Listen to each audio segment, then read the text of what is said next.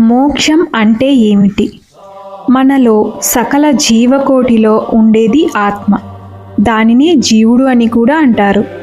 ఈ జీవకోటి అంతటికీ విలక్షణమైనది, పరమమైనది పరమాత్మ. ఈ జీవాత్మ స్వస్వరూప జ్ఞానం కలిగి ఆ పరమాత్మని పొందడాన్నే మోక్షం అని అంటాం.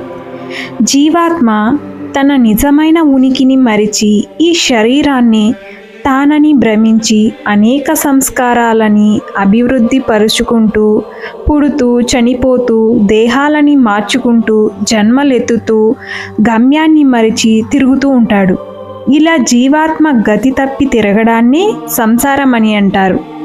అలాంటి జీవాత్మ మానవ జన్మ ఎత్తి తన నిజతత్వాన్ని గురువుల బోధన అర్థం చేసుకొని మానసికమైన బంధాల నుండి తపో సాధనలతో, మంత్రజపంతో, నియమనిష్టలతో, ధర్మంతో ఇవన్నీ తెంచుకొని పరమాత్మలో తన ఉనికిని స్థిరం చేసుకోవడాన్నే మోక్షం అని అంటారు.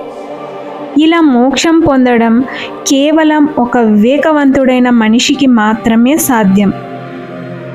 ఎప్పుడూ ఉనికి కలిగి ఉండి తన తత్వమైన పరమానందాన్ని పొందుతూ ప్రకృతికి అతీతంగా ఉండేదే పరమాత్మ.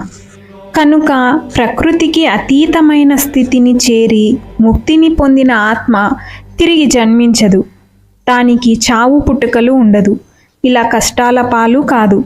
నిత్యానందాన్ని శాశ్వతంగా అనుభవిస్తూనే ఉంటుంది. దాన్నే మోక్షం అని అంటారు.